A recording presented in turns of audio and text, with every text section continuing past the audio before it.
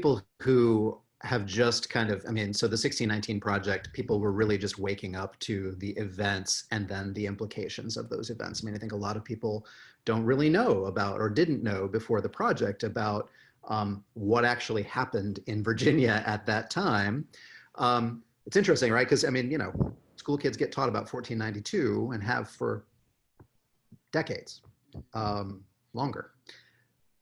But just the piece that to kind of recapture what I think I heard you saying, that in 1619, the events of 1492 were already in place, Right. right? These systems of colonialism, which we think of as sort of beginning with the Columbian voyages, were already in place and had already begun to exert their structural influence by the time we come to 1619. And Hmm. they've exerted their influence not just in Virginia, but in the entirety of the North American and frankly South American continent, and also in Africa, right? Also in Africa. I mean, it's Ibram Kendi, and in Europe. I mean, Ibram Kendi or Nell Painter clarify in their work systems of slavery are, and Christina Snyder in her book, Slavery in Indian Country, you know, systems of slavery have existed throughout most of human history in different ways, but the particular profit, slavery existing outside of a kinship system, or a caste system which had deep political implications for mobility, is something that Europeans began to experiment with on the African continent before 1492. Not terribly long before 1492, but certainly I think Columbus imagined himself as a member of this early experiment, what they imagined, I think, to be an innovation in human history, of seizing captive people and selling them for profit and exploiting their labor on their own lands, but then also transporting them across oceans and seas to different continents. So yeah, the what happened in 1619 was we were already at least 160 or 80 years into it. And so we do have to look at what was happening in native North America well before 1619, both around systems of enslavement that native people upheld, which is where Christina Snyder's or Andres Osenda's work is so powerful. Um, but you also think about the transatlantic and European forms of enslavement, which were shaping this ideology that by 1619 takes a particular form in tobacco agriculture in what became the U.S. South. Right. And then we have the structural racism that's embedded in the United States. Yeah.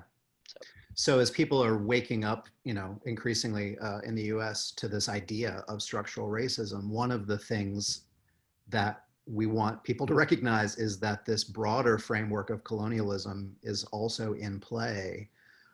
So for people who don't think as much as you and I do about colonialism and its effects, I mean, so we've talked about white supremacy and its effects a lot in our society over the last couple of months, but if you were to just kind of highlight a couple of key things that are sort of hallmarks of colonialism as they have impacted what is now the United States and specifically indigenous people. You mentioned earlier sort of legal things, you mentioned economic and sort of dispossession of land, but can you just kind of highlight some of those key implications for the structures of colonialism? You know, what we now call police brutality is a large and ongoing theme in Black American life and in indigenous life in the United States. So it helps to include Native people in these narratives of disproportionate effects of police violence.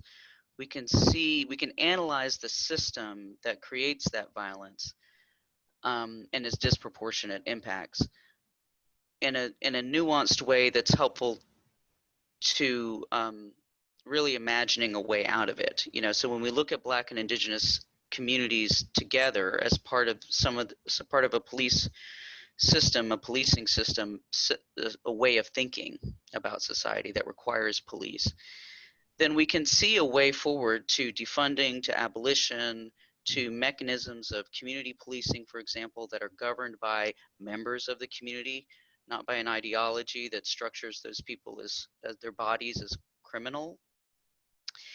And that's helpful, right, to bring these two populations into conversation when we're imagining a new future.